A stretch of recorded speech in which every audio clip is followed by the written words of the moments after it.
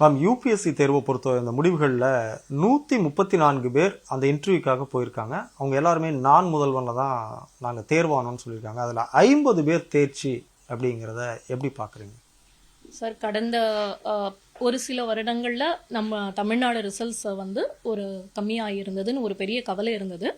இப்போ நான் முதல்வன் ஸ்கீமில் தொடர்ந்து இந்த சப்போர்ட்டுங்கிறது ஒரு பெரிய விஷயமா கொடுத்துட்ருக்காங்க ஸ்டூடெண்ட்ஸ்க்கு. ப்ரிலிம்ஸில் சப்போர்ட்டு, மெயின்ஸுக்கு சப்போர்ட்டு, இன்டர்வியூக்கும் சப்போர்ட்டுன்னு சொல்லிட்டு அங்கேயே தங்க வச்சு அவங்கள படிக்கிறதுக்கு இடமும் பயிற்சியும் கொடுத்து அவங்கள நல்ல விதமாக தேர்வு செஞ்சுட்டு வராங்க. ஸோ இந்த வருஷம் 140+ ஸ்டூடெண்ட்ஸ் வந்து நம்மளுக்கு இன்டர்வியூக்கு தமிழ்நாடுலேருந்து போயிருந்தாங்க. அதில் 57+ வந்து இப்போ ஃபைனல் ரிசல்ட்ஸாக வந்திருக்கு. ஸோ மோர் தேன் 50 வந்து எஸ்டிஐலேருந்து இந்த நான் முதல்வன் ஸ்கீம்லேருந்து வந்திருக்கிறதுங்கிறது வந்து ஒரு பெரிய நம்பர். இது ஒரு பெரிய என்கரேஜ்மெண்ட்டாக இருக்குது. கவர்மெண்ட்டினுடைய சப்போர்ட் எப்படி ரோல் ப்ளே பண்ணுதுன்னா, இப்போ மல்டிபிள் அட்டம்ஸ் கொடுக்குற ஸ்டூடெண்ட்ஸ்னால ஃபினான்ஷியலி தங்களை சப்போர்ட் பண்ணிட்டு படிக்கிறது அப்படிங்கிறது ஒரு பெரிய சேலஞ்சாக இருக்குது. பர்டிகுலர்லி கேர்ள் சில்ட்ரனை வந்து பார்த்தீங்கன்னா அவங்களுக்கு இந்த மாதிரி ஒரு சப்போர்ட் கிடைக்கும் போது ஒரு பெரிய என்கரேஜ்மெண்ட்டாக இருக்குது அவங்க சக்சீட் ஆகிறதுக்கு. ஸோ இந்த சப்போர்ட்னாலையும் அதுக்கப்புறம் நல்ல பயிற்சியும் வந்து அவங்க அந்த இடத்துல கொடுக்குறாங்க. இப்போது மெயின்ஸ் டெஸ்ட் சீரீஸில் வந்து ஜென்ரல் ஸ்டடீஸ் ரிலேட்டடாகவும் ஆப்ஷனல் ரிலேட்டடாகவும் சங்கர் ஐஏஎஸ் அகாடமியும் இதில் பங்கெடுத்து தேர்ச்சி வந்து கொடுத்துருக்கு அப்படின்னு நினைக்கும் போது எங்களுக்கும் அதில் ஒரு பங்கு இருந்தது, ஒரு மகிழ்ச்சியாக இருக்கிறது.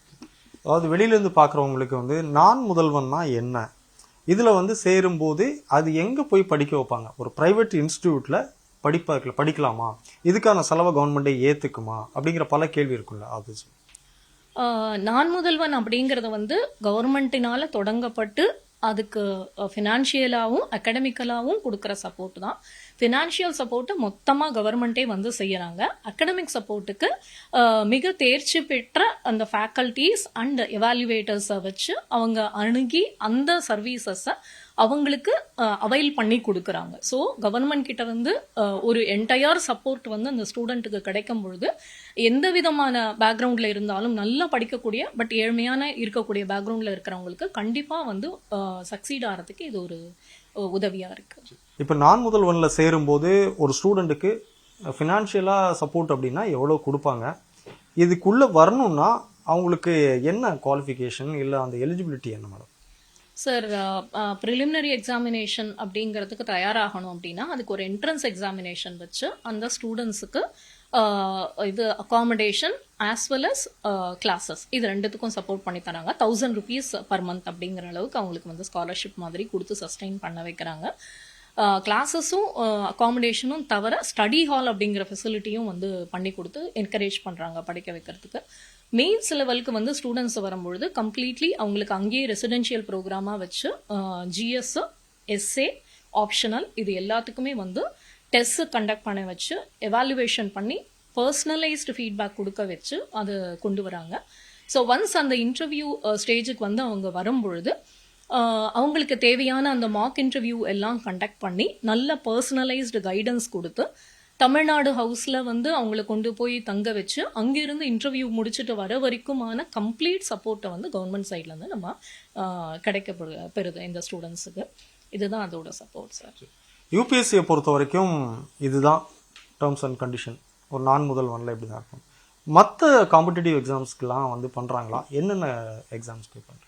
டிஎன்பிஎஸ்சி எக்ஸாமினேஷனுக்கும் இதே மாதிரியான ஒரு பரீட்சை மூலமாக தேர்வு செஞ்சு அகாடமிஸோட டீச்சிங் வந்து கொடுக்குறாங்க. Financial as well as academics டீச்சிங்கும் அவங்க வந்து கொடுக்குறாங்க. இது ஒரு விஷயம்.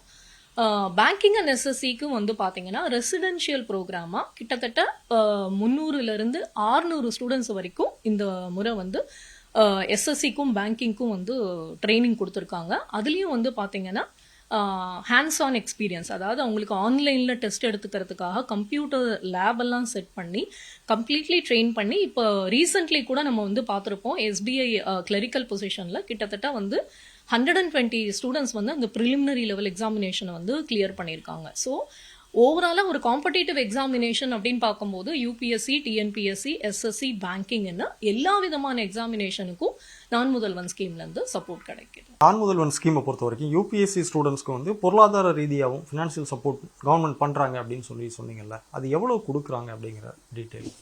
சார் ப்ரிலிமினரி எக்ஸாமினேஷனுக்கு ஒரு என்ட்ரன்ஸ் எக்ஸாம் கண்டக்ட் பண்ணி அதில் கிளியர் ஆகி வரவங்களுக்கு 7,500 ருபீஸ் பர் மந்த்துங்கிற அளவில் வந்து கொடுக்குறாங்க. அதே வந்து ப்ரிலிம்ஸ் எக்ஸாமினேஷன் கிளியர் பண்ணி மெயின்ஸ் லெவலுக்கு வந்து வரும்போது ஸ்காலர்ஷிப்பாக 25,000 ருபீஸ் அவங்களுக்கு தராங்க. அந்த ஸ்காலர்ஷிப் வந்து இந்த வருஷத்துல 50,000 ருபீஸ் அப்படிங்கிற மாதிரி இன்க்ரீஸ் ஆகிறதா வந்து அறிவிச்சிருக்காங்க. ஸோ பொருளாதாரமா ரொம்ப சிரமத்துல இருக்கிறவங்க அதை பத்தின கவலையெல்லாம் விட்டுட்டு ஸ்டடீஸ்ல மட்டும் ஃபோக்கஸ் பண்றதுக்கு இந்த ஃபண்ட்ஸ் வந்து ரொம்ப ஹெல்ப்ஃபுல்லா இருக்கும்.